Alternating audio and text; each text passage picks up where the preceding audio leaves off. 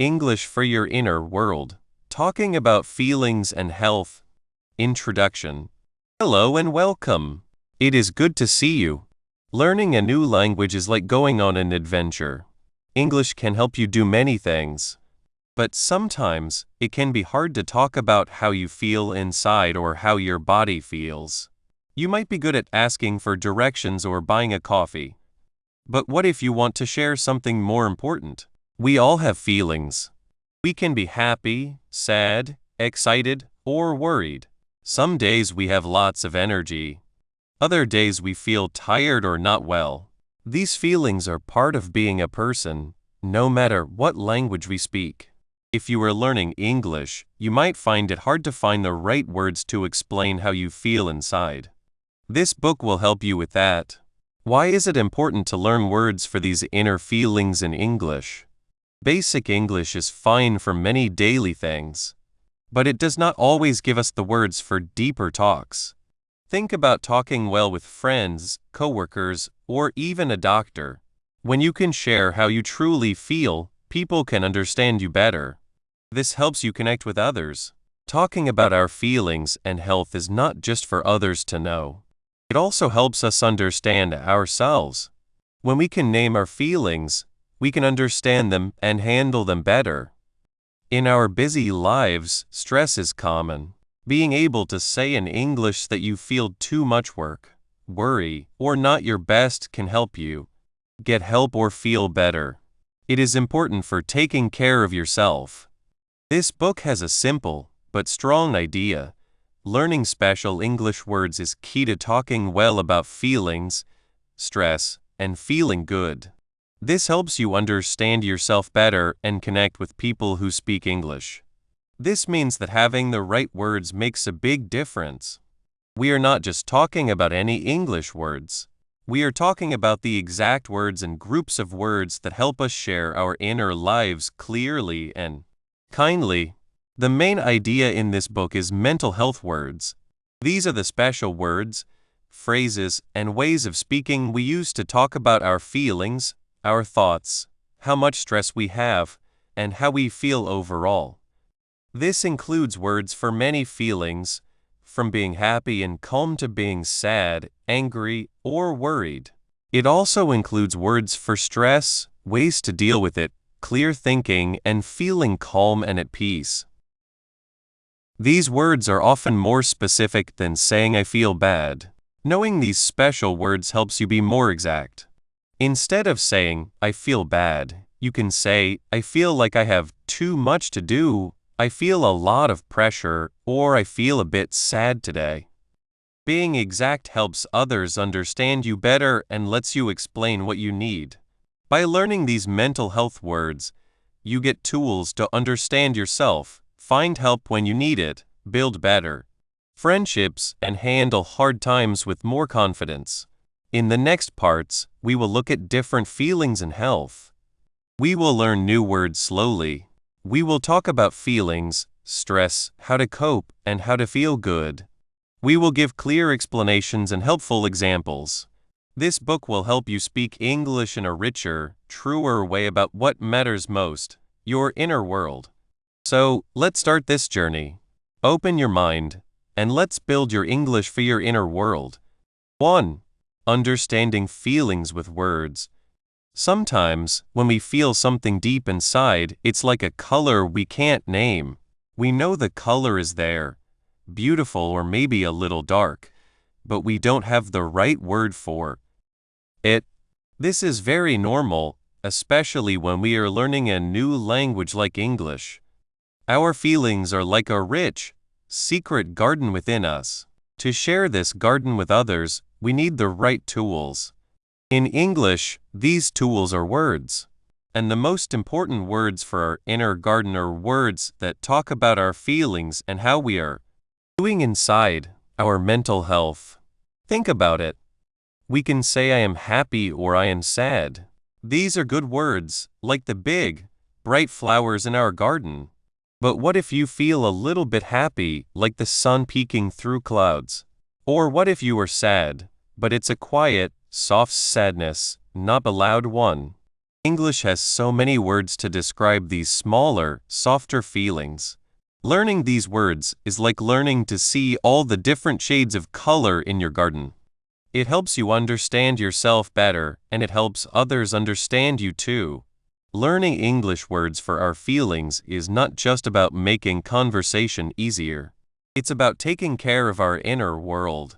When we can name a feeling, we can understand it better. We can say, this feeling I have is called anxious. Knowing the word anxious can make the feeling less scary. It's like giving a name to a shadow. Once named, it often loses some of its power. This is the heart of what we call mental health vocabulary. It's the special set of English words that lets us talk about our emotions, our stress, and our peace.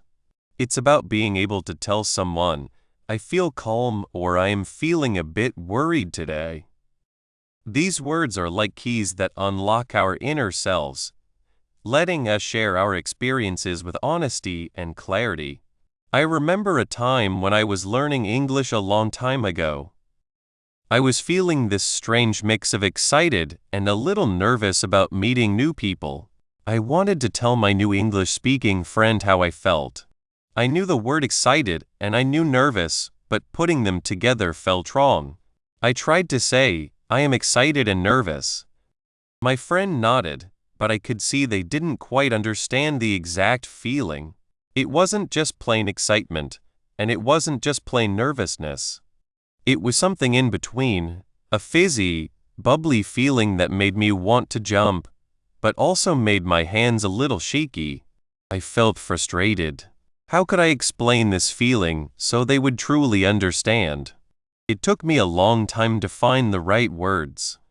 I learned about words like eager and apprehensive. When I finally said, I'm feeling a bit eager, but also a little apprehensive, my friend's face lit up. Oh, I know that feeling, they said. It was a small moment, but it showed me the power of having the right words. It was like finally finding the perfect key to open a door. This is why understanding specific English words for our feelings and our mental well-being is so important. It's not just about knowing happy and sad. It's about having a whole toolbox of words. For example, sometimes we feel tired, but it's not just regular tired. We might feel drained, like all our energy has been pulled out of us. Or maybe we feel worn out, as if we've been through a lot. These words, drained and worn out, are much more specific than just tired. They paint a clearer picture of what's happening inside us. Let's think about stress. Many people say, I am stressed. That's a good start. But stress can feel very different for different people. Some people might feel overwhelmed. This means they have too much to do and it feels impossible to manage. Imagine trying to hold a dozen cups of water at once. You feel overwhelmed. Other people might feel frazzled. This is a feeling of being worn out and disorganized because of too much stress. The thoughts might be jumbled, like threads that have come loose. And for some, the stress can be so much that they feel burnt out. This is a serious feeling of being completely exhausted, both in body and mind, often from working too hard for too long. These words, overwhelmed, frazzled, burnt out, give us much more detail about the kind of stress we are experiencing. They help us understand ourselves better and also help others know how to support us. The ability to use these specific words is like building a strong, clear bridge between your inner world and the outside world. Without the right words, the bridge is shaky or it might not even reach the other side. When you can say, I'm feeling a bit discouraged today, it's different from saying, I'm sad. Discouraged suggests that something has made you lose hope or confidence. It's a more precise description. This precision is key to good communication, especially when talking about something as personal as our well-being. When you can articulate your feelings precisely, it helps others understand you better. Imagine you tell a friend, I'm not feeling very well today. They might think you have a cold. But if you can say, I'm feeling quite anxious today, and it's making it hard to concentrate, your friend will understand that it's not about a physical sickness. They can then offer different kinds of support, perhaps by talking with you or just being a calm presence. This accurate sharing of feelings reduces potential misunderstandings. Misunderstandings can be frustrating and can make us feel even more alone.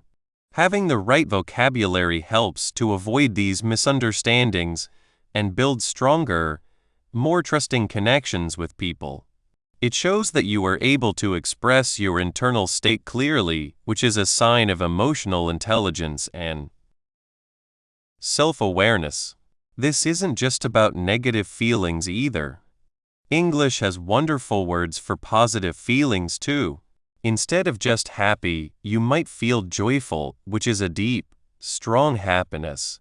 You might feel content, which is a peaceful, satisfied happiness. Or perhaps you feel elated, which means you are extremely happy and excited. These words add color and depth to how we describe our positive experiences, making our conversations richer and more meaningful. They also help us recognize and appreciate the good moments in our lives more fully. So, when we talk about mental health vocabulary, we are talking about this whole range of words. We are talking about words for emotions, yes, but also words for how we feel about our life, our energy, our peace of mind. Words like peaceful, relaxed, energetic, tired, calm, agitated, hopeful, and worried. All of these words help us describe our inner landscape. Let's look at some common emotions that can be tricky for English learners. One common feeling is a mix of excitement and fear. We might just say scared or excited.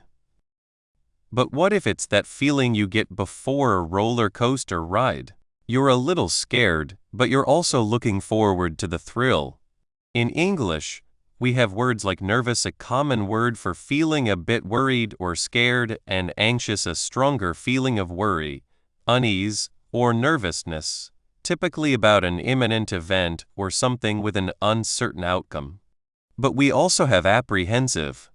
This word means you are worried or frightened that something unpleasant or dangerous may happen. It's like knowing something might be difficult, and you're a little worried about it. So instead of just I'm nervous, you could say, I'm feeling a bit apprehensive about the presentation tomorrow. This tells people you are not just generally nervous, but specifically worried about a future event. Another feeling is when things are just too much. We might say I have a lot to do, but what if it feels like too much to handle? The word overwhelmed is perfect here. It means you have so much to deal with that you can't cope. Imagine trying to carry a mountain of books. You feel overwhelmed. It's different from just being busy. It's a feeling of being swamped. Then there's that feeling when you've tried very hard, but things haven't worked out, and you start to lose hope.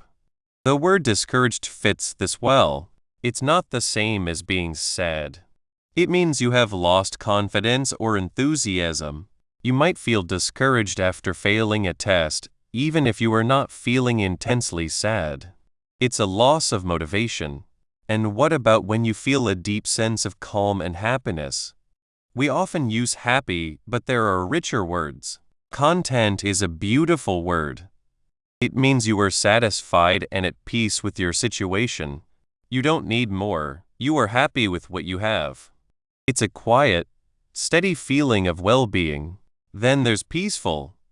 This means you are free from disturbance or turmoil. Your mind is calm.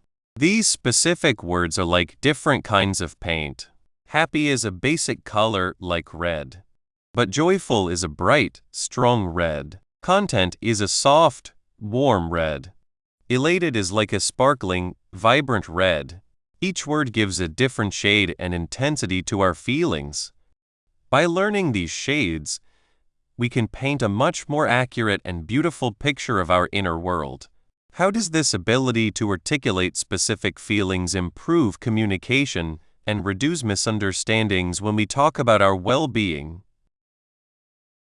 It's all about clarity. When you can say, "I'm feeling really frustrated because I can't seem to finish this task," your listener understands that the problem is with the task, and you need help or perhaps just someone to listen to your struggle. If you just say, "I'm angry," it's less clear what the cause is or what kind of support you might need. Frustrated points to a specific obstacle causing the feeling. Consider someone feeling lonely. This is a feeling of sadness because you are alone or away from other people. But if they say, "isolated," it means they feel separated from others like they are on an island. This might be because they are physically alone, or it might be because they feel disconnected even when they are with people. The word isolated suggests a more profound sense of being cut off. Understanding this difference can help a friend offer more relevant support, perhaps by suggesting ways to connect or simply by acknowledging the depth of the feeling. Learning these words is not just about memorizing definitions. It's about understanding the subtle differences between them and how they are used in real conversations. It's about building your mental health vocabulary so that you can express yourself with confidence and accuracy. This confidence comes from knowing that you have the words to describe what's happening inside you. It's like having a map of your own emotions and knowing how to read it. When you can accurately describe your feelings, you also help others understand the importance of mental well-being. If you can explain that you are feeling burnt out from work, it helps others understand that this is a serious issue that needs attention, not just a temporary tiredness. It highlights that our mental state is just as important as our physical state. This journey of learning words for our inner world is a journey of self-discovery and connection. Each new word you learn is like adding another color to your palette, another tool to your toolbox. It empowers you to express your unique experiences, to seek the right kind of support, and to build deeper, more meaningful relationships. It's the foundation for truly talking about your inner world and your health in English. Now that we understand the importance of having the right words, let's dive into some of the most common and useful vocabulary for describing our feelings. This will give you the tools to start building those bridges of understanding. 2. Talking about stress and calmness. Sometimes, the English words we know feel too small. They can't quite capture the big feelings or the quiet whispers inside us. This is especially true when we talk about stress and when we find our moments of peace. Learning the right English words for these feelings is like finding keys to unlock a door. It helps us understand ourselves better and share our inner world with others. Imagine Sarah. She's learning English, and she feels a constant hum of worry in her chest. When her teacher asks how she is, she says, "I am okay." But okay doesn't tell the whole story.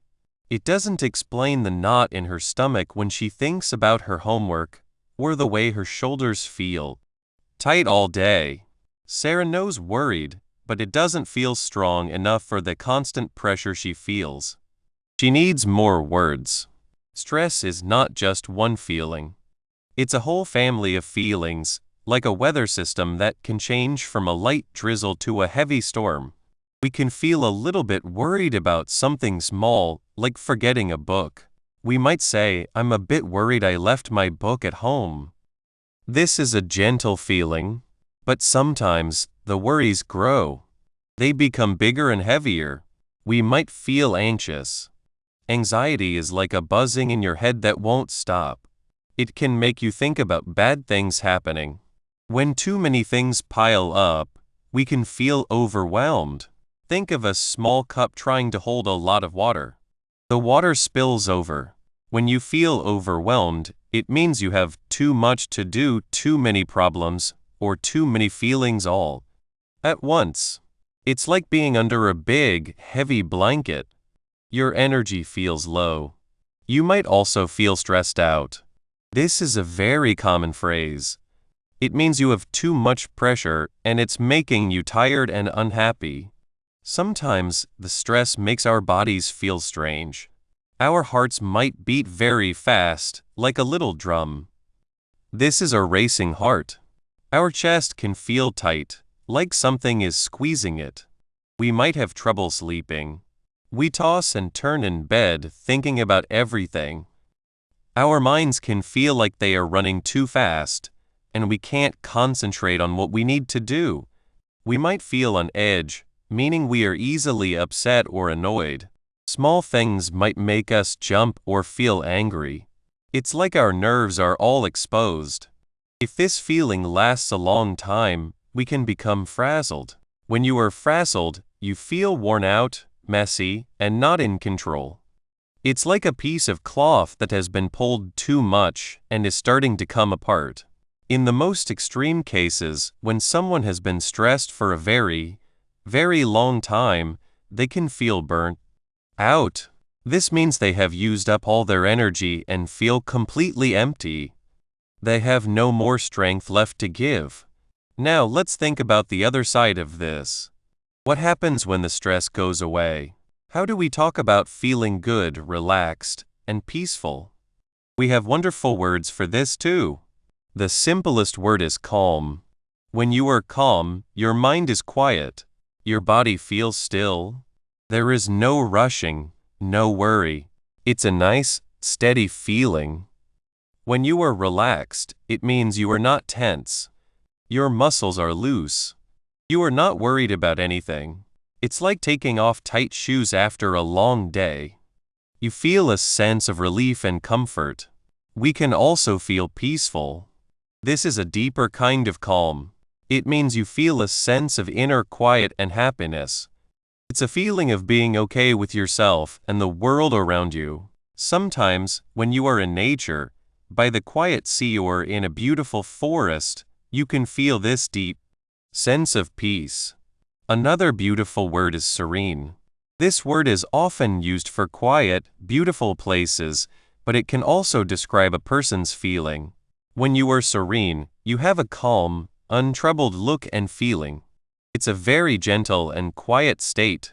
Imagine a perfectly still lake reflecting the sky. That is serene.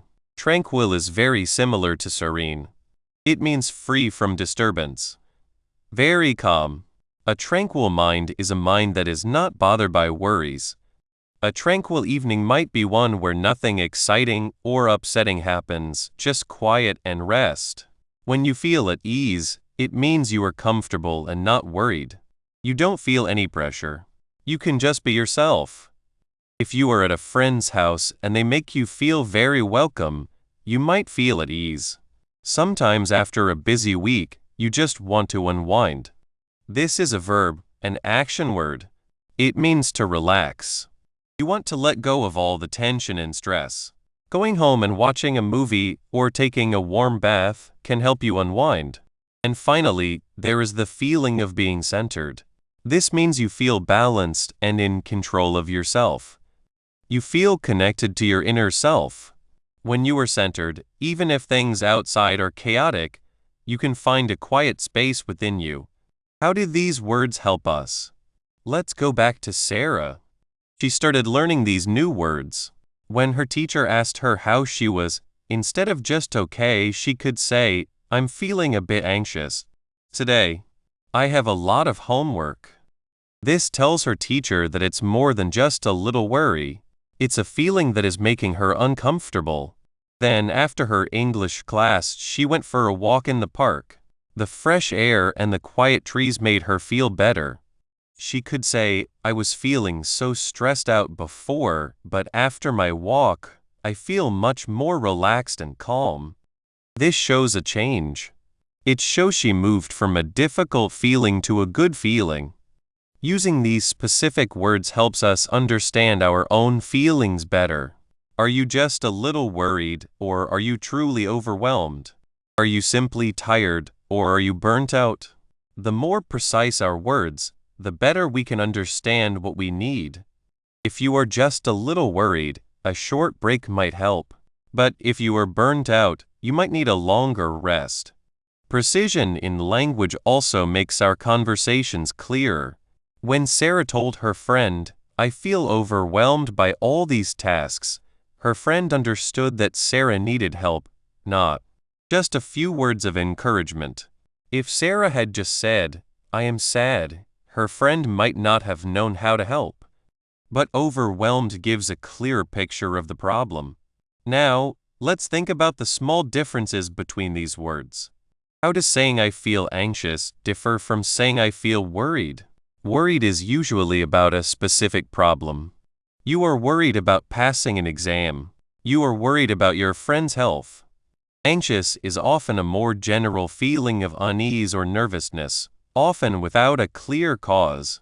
It can be a feeling that something bad might happen, even if you don't know what it is. It's that constant buzzing we talked about. What about the words for calm? What is the difference between calm, peaceful, and serene? Calm is the basic state of not being agitated. It's the opposite of being stressed. Peaceful suggests a deeper sense of inner quiet and contentment. It's a feeling of being at rest, often with a sense of happiness. Serene is like a very beautiful, still calm. It's often associated with quiet beauty, like a calm, clear sky or a peaceful landscape. You can feel calm in a busy room if you focus your mind, but you might feel serene when you are completely alone in a beautiful, quiet place. And at ease? This means you feel comfortable and free from worry or awkwardness. If you are at a party where you know everyone, you will likely feel at ease. If you are at a party where you know no one, you might feel a little anxious or tense. These words are like tools in a toolbox. The more tools you have, the more jobs you can do. When we learn to use words like anxious, overwhelmed, frazzled, and burnt out, we can describe our stress more accurately. And when we learn words like calm, relaxed, peaceful, serene, tranquil, at ease, unwind, and centered, we have language to describe the beautiful states of rest and well-being. Think about common phrases we use. When someone is very stressed, they might say, "I'm at my wit's end." This means they don't know what else to do. They have tried everything. Or they might say, "I'm pulling my hair out." This is a funny image showing how frustrated they are. These are called idioms. They are phrases where the meaning is not obvious from the individual words. They add color to our language. When describing a state of calm, the subtle differences are important. If you say, "I feel calm after my meditation," it means you are no longer stressed. If you say, "I feel peaceful in my heart," it suggests a deeper, more lasting feeling of happiness and quiet. If you say, "The lake was serene this morning," you are describing its beautiful, undisturbed stillness. And if you say, "I feel at ease with this decision," it means you are comfortable and have no doubts or worries about it. The ability to use these specific words for stress and calm is part of what we call mental health vocabulary. It's about having the right English words to talk about how we feel inside.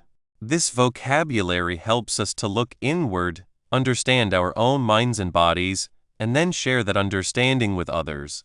It helps us to ask for help when we need it, and to offer support to others when they are struggling. It's a vital part of taking care of ourselves and building strong connections with the people around us, especially when we are learning and using English. As we continue our journey through English for your inner world, we've learned to name the storms of stress and the quiet havens of calm. But our inner world is full of many more colors and textures. We also have a whole range of other emotions, like joy, sadness, anger, and surprise. Learning the English words for these feelings will help us paint a more complete picture of ourselves and connect even more deeply with others. 3. Expressing mental well-being. Sometimes, when someone asks, "How are you?" in English, we might just say, "I'm okay," or "I'm not bad." These are common answers, and they are fine for everyday chat. But what if you feel more than just okay? What if you feel truly good inside, calm, and full of energy? The English language has many beautiful words to help you share those wonderful feelings. Learning these words can help you understand yourself better and share your inner world with others. Think about your friend Anya. Anya was learning English, and she was good at talking about things she needed, like ordering food or asking for directions. But when she wanted to talk about how she felt inside, especially when she felt good, she often found herself stuck. She would say, "I feel good." This is a good start, but it's like having a small box for a big, colorful feeling. Anya knew there was more, but the words weren't there. One sunny afternoon, Anya was walking in a park. The birds were singing, children were laughing, and a gentle breeze was blowing. She felt a deep sense of happiness and peace. Instead of just thinking, "I feel good," she tried to find better words. She remembered a word from her English class: content. She felt content. This meant she was happy and peaceful, satisfied with what she had and where she was. It was a quiet, happy feeling, like a warm hug from the inside. Then, she saw a group of people enjoying a picnic. They were laughing and sharing food. Anya felt a surge of positive energy. She wasn't just not bad, she felt vibrant. Vibrant means full of life and energy. She felt like she had a bright light inside her. This was different from being calm. This was about feeling alive and active. Later that week, Anya had a meeting with her English teacher, Mr. Evans. She wanted to tell him how much she enjoyed her time in the park. She started, "Mr. Evans, yesterday I went to the park. I felt very good." Mr. Evans smiled kindly. "That's wonderful, Anya," he said. "Can you tell me more about how you felt? Was it a loud, excited kind of good, or a quiet, peaceful kind of good?" Anya thought for a moment. "It was quiet, peaceful," she said. "I felt serene." Mr. Evans nodded. "Serene," he repeated. "That's a perfect word. Serene means very calm and peaceful, without any worry or stress. Like a still lake on a clear morning." Anya felt a little thrill. She had found a word that truly described her feeling. Mr. Evans continued, "And you mentioned feeling full of energy. Was it like you wanted to run and jump, or more like you were ready to do things and felt capable?" Anya thought about the picnic. "More like I was ready to do things," she said. "Like I had the enthusiasm to try new things." Mr. Evans explained, "Enthusiasm is a strong feeling of excitement and interest. It's that spark that makes you want to do something. When you feel enthusiastic, you often feel more motivated too."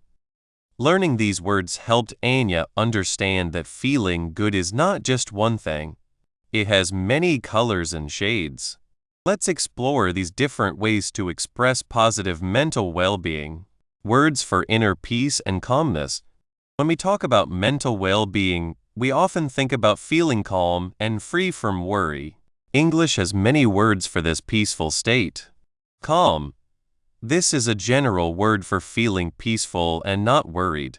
"I feel calm today." Peaceful. Similar to calm, but often suggests a deeper sense of quiet and harmony. "The quiet morning made me feel peaceful." Serene. As Anya discovered, this is a beautiful word for a very deep, clear, and untroubled peace. It's like looking at a beautiful, calm scene. The sunset over the ocean was serene, tranquil. This word is very close to serene and peaceful. It suggests a quiet, undisturbed state. She found tranquility in her garden. At ease. This means feeling relaxed and comfortable, not worried or tense. After a few minutes, I felt at ease with the new people. Balanced. When you feel balanced, you feel like your emotions and thoughts are in control. Nothing is too much and you feel steady. She tried to live a balanced life, with work and rest. These words help us describe a state where our minds are quiet and we feel a deep sense of inner harmony. They are perfect for describing moments when you feel truly at peace with yourself and the world around you. They are different from just happy because they focus on the absence of worry and the presence of quiet joy, describing energy and motivation. Mental well-being isn't just about being calm, it's also about having the energy and desire to live your life fully. When you feel good mentally, you often feel energized.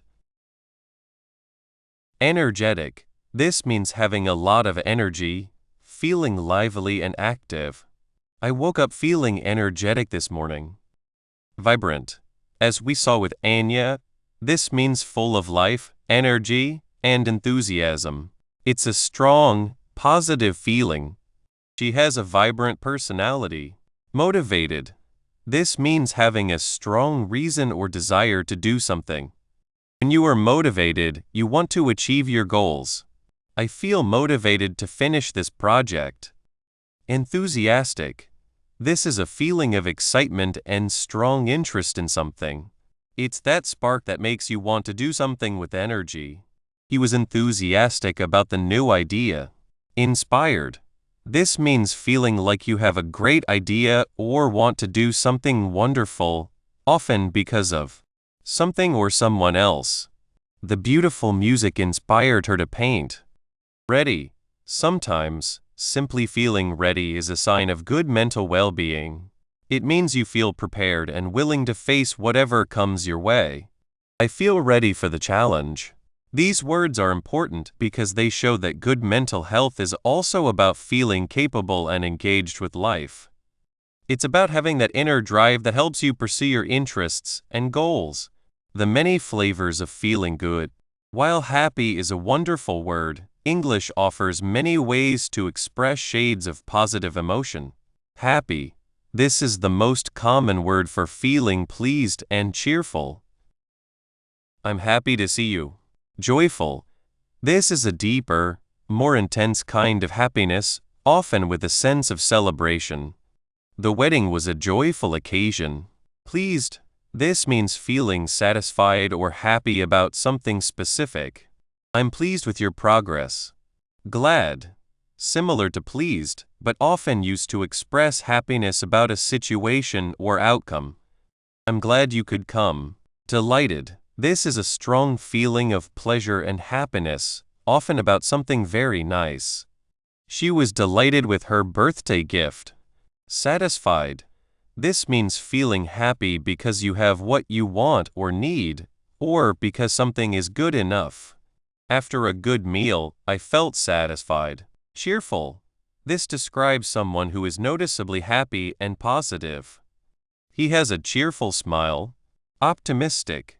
This means expecting good things to happen. It's a hopeful outlook. She is optimistic about the future. Grateful. This is a feeling of thankfulness and appreciation. I am grateful for your help. These words help us be more precise. Are you just generally happy, or are you deeply joyful about a specific event? Are you pleased with a small success, or are you delighted by something wonderful? Using the right word can make your expression of feeling much richer. Using positive language as a proactive tool, it's important to remember that talking about your well-being isn't just for when you're feeling great. Learning and using these positive words can actually help you maintain your well-being. When you regularly think about and express feelings like contentment, peace, and enthusiasm, you are actively focusing on the good things in your life. This can help build resilience. Think of it like tending a garden. If you only look at your garden when there are weeds, you might miss the beauty of the flowers when they bloom. By noticing and describing the flowers, the moments of peace, joy, and energy, you are appreciating the healthy parts of your inner world. This focus can help prevent smaller issues from becoming bigger problems. When you are learning English, it's easy to focus on the words you need to describe problems or difficulties. This is very important, of course.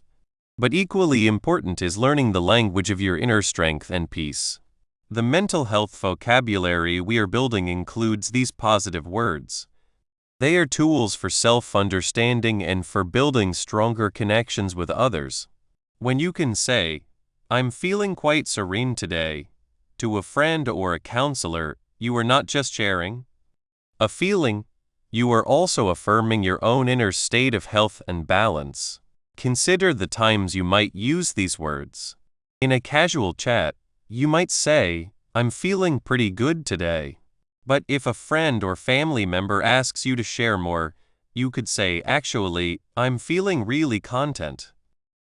It's been a peaceful week." Or perhaps you're talking to a doctor about your overall health. You might say, "I've been feeling quite energetic lately, and I'm very motivated to start my new exercise routine." These phrases aren't just about describing a feeling, they are about acknowledging and celebrating your mental wellness. They show that you are aware of your inner state and can articulate it with clarity and nuance. This ability is a vital part of taking care of your mental health. It allows you to recognize when you are thriving, which is just as important as recognizing when you need support. When we communicate our positive states, we also invite others to share in that positivity. A friend hearing you say, "I'm feeling so joyful today," might feel a little bit of that joy themselves. It can create a ripple effect. So, as you continue to learn English, remember to embrace the words that describe your inner peace, your energy, and your happiness. These are not just fancy words. They are essential tools for understanding and expressing the fullness of your inner world. They are part of your mental health vocabulary, helping you to connect with yourself and others on a deeper, more meaningful level. While expressing your positive mental well-being is a wonderful skill and a sign of a healthy inner life, it's also true that sometimes we don't feel so calm or energetic. Life can bring challenges that feel overwhelming. Recognizing and being able to talk about those difficult feelings is just as important for our mental health as expressing our joy. The next step in our journey is to learn the words that help us describe those times when we feel stressed or overloaded. 4. Using kind words for personal topics. When we talk about what we feel, what we think, or how things are inside us, it's like opening a door to our private world. The words we pick in English can change a lot. Some words sound very strong, or even a little sharp, especially when we talk about ourselves. Learning to use kind words helps us share our feelings gently. It helps others understand us better and makes them feel more okay talking with us. Think about a time you felt upset. You might have wanted to say, "I am so angry." And yes, that is how you felt. But in English, saying "I am angry" can sometimes sound very strong, like a loud noise. It might make the other person feel like they need to defend themselves. They might think you are blaming them even if you don't mean to. Instead of saying, "I am angry," we can try softer words. We can say, "I am feeling a bit frustrated," or "I am finding this situation hard." These phrases still tell the other person you are not happy, but they sound less like an attack. Frustrated means feeling stuck or unable to do something. Hard means difficult. These words are like a softer voice.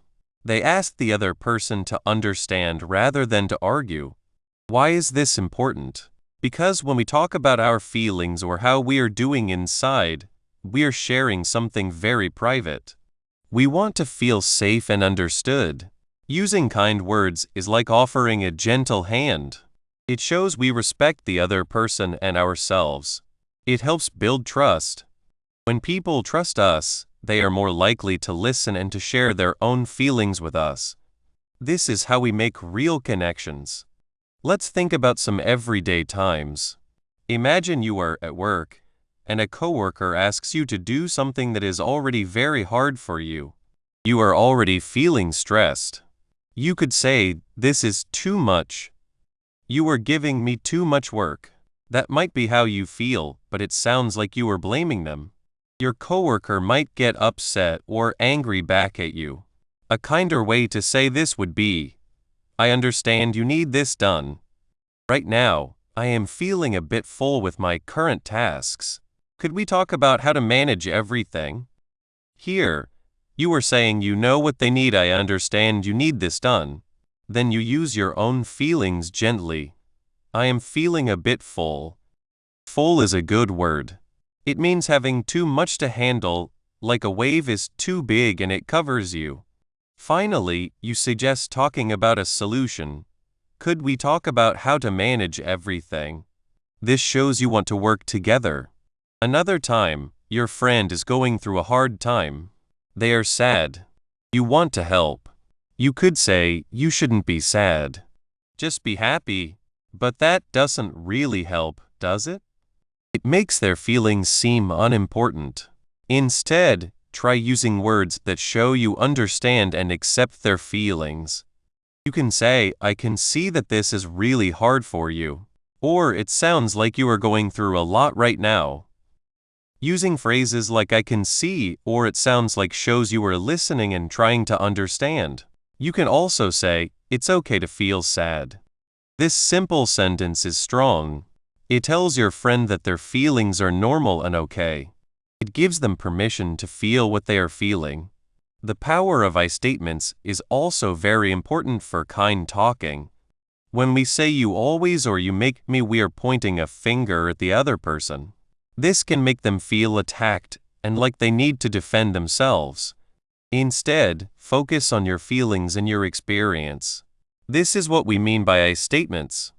Instead of saying, you make me feel ignored, try saying, I feel ignored when my messages are not answered. Instead of saying, you are making me anxious, try saying, I feel anxious when there is uncertainty about the plan. See the difference? The first sentences blame the other person. The second sentences explain how you feel in a specific time. They are about your inside world, not about judging the other person. This is a key part of using feeling words well and kindly. It allows you to say what you need and feel without causing a fight. Let's learn more words for feelings. Sometimes, just saying sad or happy is not enough. There are many shades of feeling. Instead of just sad, we can use down. This means feeling a little sad or unhappy, but not very much. I'm feeling a bit down today. Low. Like down, it means not feeling very energetic or cheerful. My energy is low this morning. Disappointed. This is when something you hoped for did not happen. I was disappointed that the event was cancelled. Melancholy. This is a gentle, thoughtful kind of sadness, often with a sense of thinking. It's not a strong, painful sadness. She felt a touch of melancholy as she looked at old photos. And for happy, we have content. This means being happy and peaceful with your situation. You don't want more. I feel content just sitting here with a good book. Pleased. This means you are happy about a specific thing that happened. I am pleased with the progress we've made. Joyful. This is a strong feeling of happiness and delight. The children were joyful when they saw the presents. Excited. This is a happy feeling of energy and looking forward to something good to happen. I'm excited about our trip next week. Using these more specific words helps you say your feelings more exactly. And being exact is a way of being kind to yourself, because you are truly understanding and naming what is happening inside you. Sometimes, when we are learning English, we might think that being very direct is the best way. In some languages, being direct is seen as honest and clear. In English-speaking cultures, while honesty is valued, when it comes to personal feelings and how we are inside, a more gentle approach is often liked. This doesn't mean you can't be honest. It means you say your honesty with care. For example, if you are not feeling well in your body, you might say, I have a headache. That's direct and clear. But if you are feeling unwell inside, saying something like, I am having a bad day, or I'm not feeling my best today, can be a kinder way to start the conversation. It opens the door for more talking if the other person is willing to listen, without forcing them to hear something they might not be ready for. Now, how can you practice using these kind words? The best way is to start in a safe place. One great way is through writing in a journal. Write down your feelings. Try to describe them using the softer, kinder words we've talked about. For example, instead of writing, "I was so mad at John," you could write, "I felt very frustrated with John today because I felt he didn't listen to me. This made me feel a bit sad." This practice helps you to choose the right words for yourself before you need to use them with others. Another practice is acting out.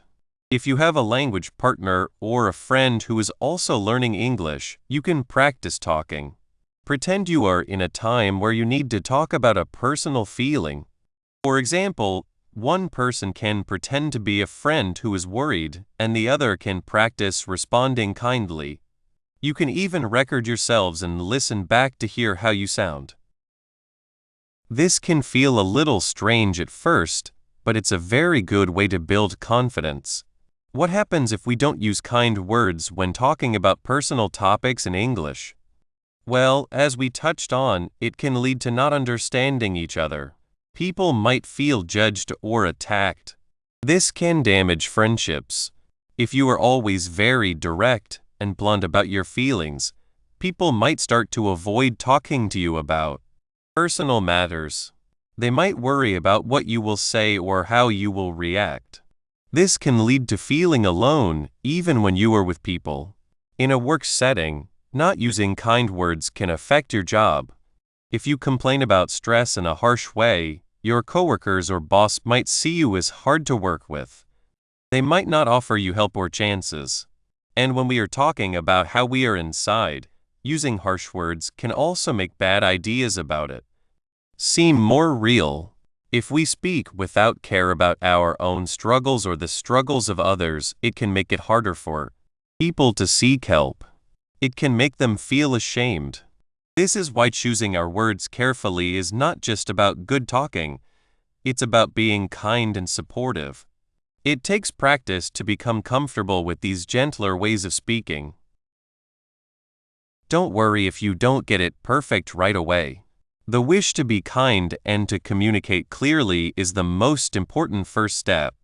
The more you practice, the more natural it will feel. You will start to notice how people respond to you differently with more openness and warmth. This is the good result of using kind words for personal topics. Mastering these gentle phrases is a very important step in building trust and understanding. Now that we know how to say what we mean kindly, let's explore how to listen well and respond with understanding to others when they share their personal experiences. Conclusion: you have come to the end of our book, English for Your Inner World. Take a moment to look back at what you have learned. We started with a simple but important idea. Learning special English words helps you talk about your feelings, your stress, and how you feel inside. You worked hard to learn these things, and that is very good. You started not knowing much, but now you have many words to help you speak more clearly and with more confidence.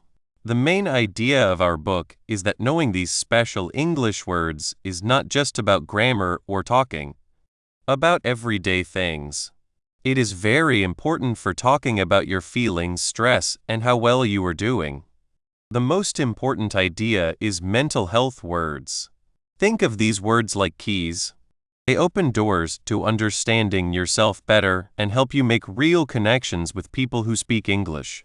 When you have the right words, you can know and name your feelings better. Instead of just feeling bad, you can say you feel stressed, worried, sad, or tired. Knowing the exact word is the first step to taking care of yourself. These words also help you talk to others. You can tell them what you need, ask for help, and be understood by friends, family, or doctors in English-speaking places. We have seen how the right words can help people understand each other better, even if they are from different places. Each part of this book has given you these important tools. You learned words for many feelings, for what makes you stressed and for feeling calm and strong. You learned that words are like a bridge. They help you go from just feeling something to being able to say it. You now have more words to describe your feelings, going beyond simple words to say many different feelings more correctly. You can now tell the difference between feeling sad and feeling down, or between being worried and being nervous. You learned words to help you find, talk about, and handle stress better. Knowing words about stress helps you talk about it before it gets bad and find ways to deal with it. You can now say you feel under pressure or that you need rest to stop burnout. You are better ready to ask for help and to help others kindly. You can now say things like, "Are you okay?" To show you care, or "Can I help with anything?" To offer help. Using these words helps you make stronger, more honest friendships with English speakers. Talking openly about feelings builds trust. This whole journey is about growing as a person. Being able to talk about your inner world in English helps you take better care of yourself and handle life's problems more easily. This book has given you a good start, but learning a language and learning about yourself is a journey that never ends. We want you to use the mental health words you have learned. Do not be afraid to practice, even if you make mistakes. Every time you speak is a chance to learn and grow. Try to use one new word or sentence each week in your thoughts or in talking to someone. Listen to how people talk about feelings and well-being in movies, books, or real life. Keep looking for more ways to learn new words and understand more. Remember, your voice is important. Being able to talk about your inner world in English is a powerful way to take care of yourself and connect with others. Think of what you can do. Make deeper friendships, have better work relationships, and feel more calm and understand yourself better, all because you can share your true feelings. Go forward with hope, use your voice, and keep exploring the world inside you. Your words can help, connect, and make you strong.